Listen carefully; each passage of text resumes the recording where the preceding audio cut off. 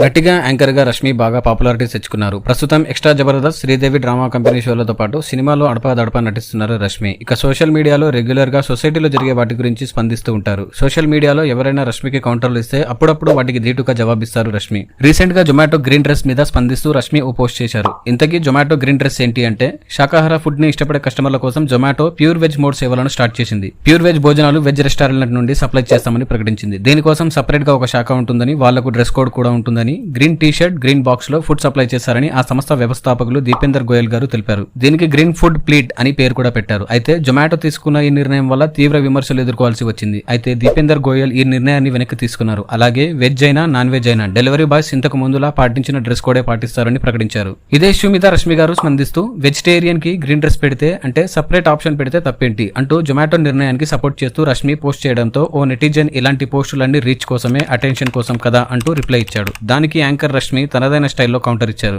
Rashmi reply ఇస్తూ, reach కోసం అయితే నేను ఇలాంటి విషయాల గురించి మాట్లాడాల్సిన అవసరం లేదు. ఒక్క ఫోటో చాలు, జూమ్ చేసి మరీ సొల్లు కారుస్తూ అవసరం లేని అటెన్షన్ ఇస్తారు. నాకు తెలిసి నీకైతే అటెన్షన్ దొరికింది అనుకుంటా కదా, ఈ అటెన్షన్ కోసం ఎన్నాళ్ళ నుంచి ఎదురు చూసావు అంటూ గట్టి కౌంటర్ ఇచ్చారు రష్మి. దీంతో రష్మి ఇచ్చిన రిప్లై వైరల్ గా మారింది. ఆ నెటిజన్ కి గట్టి కౌంటర్ పడింది అని కామెంట్స్ చేస్తున్నారు నెటిజన్స్.